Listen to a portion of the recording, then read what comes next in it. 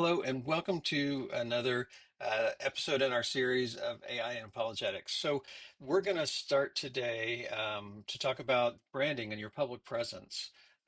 Specifically, we're going to be looking at online stuff. So, we'll skip to, we've all got web pages, right? And this one's mine, Grace Truth Coffee. I've tweaked it over the years, but this is basically it's just a place I write stuff and publish it. And so it's just thoughts that I've had and whatever. And so I haven't done a lot with it except posts, blog posts that, people don't really read those anymore, but I'm still putting them out there every now and then at the astounding rate of about once a year. But hey, if I'm building an apologetics ministry, then this is my calling card. It's the first place people are going to go whenever they hear about me or whatever. If I meet somebody at a conference and say, "Hey, I'm with Grace Truth Coffee," then they're going to look that up and say, "What's going on with this David guy?" So how can chat help me with that? Well. I said, take a look at the screenshot of my website. Consider everything you know about my ministry. Give me feedback that would better align my website to my ministry goals.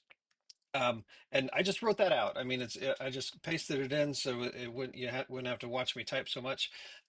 But you can write out however you want, and if it's not giving you the information you'd like, just keep asking it questions. So instead of sending a screenshot in, I actually have a PDF. I just got in and exported the whole thing to a PDF because the web page is kind of long. It's not all just right there up front. So even if I made my window as big as I could on my monitor, I wouldn't get it all. And I wanted to chat to see all of it. So there we go. So I'm uploading the PDF. If you have a screenshot, you could do that too. And so now it has, you've got strengths already in place. You've got categories. You've got consistent material spanning years. Yeah, it only takes like three blog posts to span years for me, but opportunities for stronger alignment. So it's got real good, got a heroes section at the top. Oh, it doesn't mean say hero. Okay. Um, Yeah, but that'd be something that if I'm like I've never heard of a hero section, I could ask it that, and it would tell me that. Oh, and it says right now it feels like a traditional blog roll. You know why? Because it is. So good key there. So we want clear pathways that people can go through that leads to a curated landing page. Give some signature themes, and these are things that I've been talking about recently. Um, and so it's saying, work those in. It knows I've been talking about that recently. Have a prominent question box, ask anything. So anyway, it's got lots of things that it's got. In fact, it may be a little overwhelming. Whew, that's a lot. Um,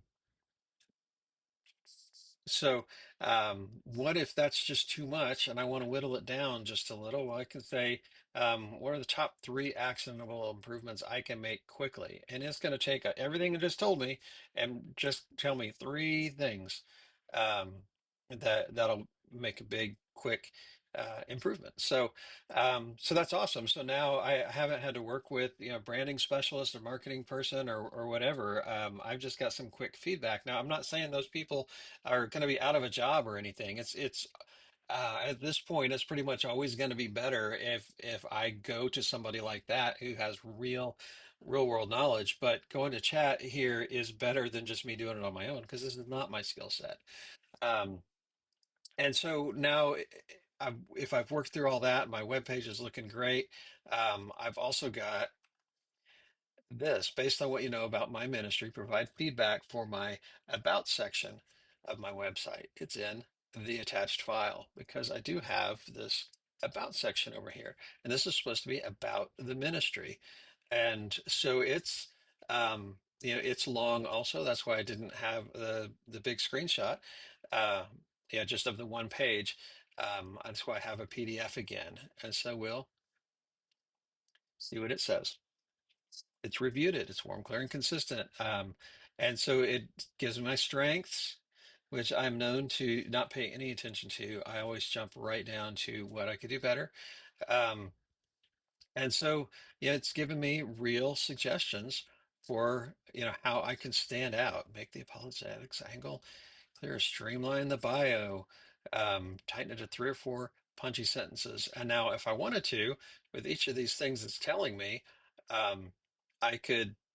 Um, Oh, it's telling me quick wins because I already asked it for three on that last one. It remembered that. And it's like, I'm going to tell you all this great information that you're going to ignore because you just want three quick wins. So I'm just going to go ahead and give you the three quick wins. And then, of course, I could say, yeah, draft a tightened revised version. So, yeah, so let's just say, sure, let's see that.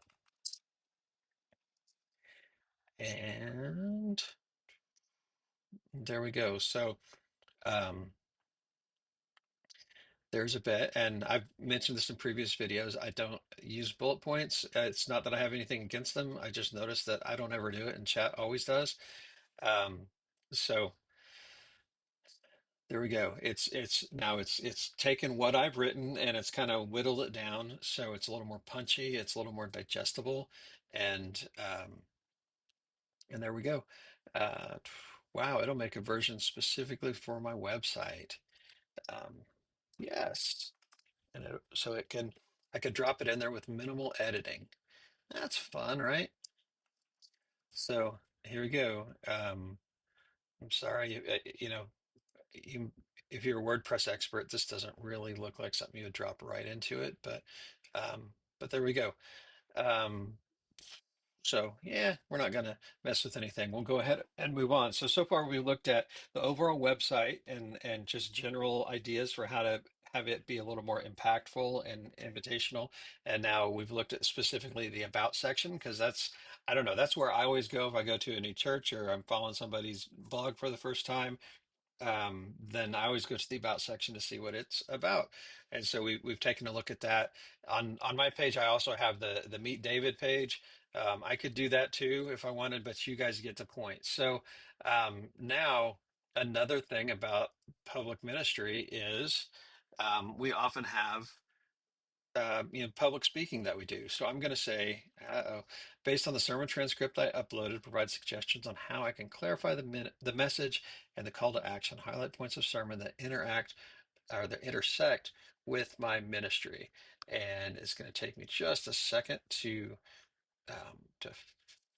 find that again because I got distracted. Um,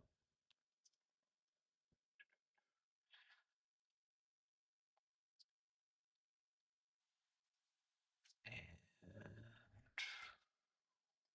did it go? Where's my documents? Documents. There we go. Boom. So this was a sermon that I just did at my church maybe a month ago or so, and I don't need to talk about it. I can tell you that I uploaded it to YouTube. If you want to watch it, great. It's on my YouTube channel where you're watching this video too.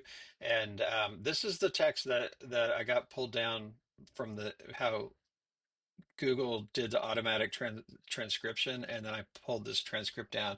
You can tell this is a mess. If I were going to try and go through this or hand it to somebody else to have them go through it and give me feedback, it would be a mess. But chat doesn't care. It just looks at the words and makes sense of them. And so here we go. It's reading it, and um, so focused feedback to clarify the message and strengthen the call to action. Anchor the flow early. Keep transitions crisp. Streamline your examples. Oh, pineapple pizza. I don't even remember talking about that, but I'm sure I did. Um, and let's see, strengthen the call to action. Um, so there, those are. I felt like I was trying really hard to have call to action in this because I feel like that's something a lot of pastors don't do when they're preaching, and it's something that I'm not real good at. Um, so I like this. Evangelism isn't a performance; it flows out of being God's witness. That's good. Um, and then I asked it to look for how this message intersects with my ministry. Because it's possible this thing that I just prepared as a sermon for my church could turn into a talk that I do at other churches, right? Or conferences or whatever. And so I'm looking for alignment there. Um, so suggested tweaks, have the big ideas up front, keep tying it back throughout the message, and then have a final call. So that's really good feedback. And so now we've walked through all three things. Now we've walked through. The the website, the overall website, getting feedback on that, which you can continue to iterate through. Chat doesn't get tired. And my About Me page, and now I've had a look at a sermon that I did recently. Is just looked at the transcript because I can't just point it at a YouTube video or something, or even upload like a huge video file, but I can upload a transcript, and it got what it needed from that. And so those are three things that you can do to kind of help you with your public facing ministry. Um, and so if you have any questions about anything AI, apologetics, ministry related, go ahead and leave them for me. Get them to me however you can. Uh, Comments are great. Liking it is great. And I'm probably about to wrap up this. I may have one or two more AI for apologetics series, and then I'll probably move on to something different. So if there's anything else you want to see on the AI front, then let me know. And of course, I can always come back to it later also. Anyway, that's it for now. Thanks for sticking with us through all these episodes. Hope you're learning something and having fun. I'll talk to everybody later.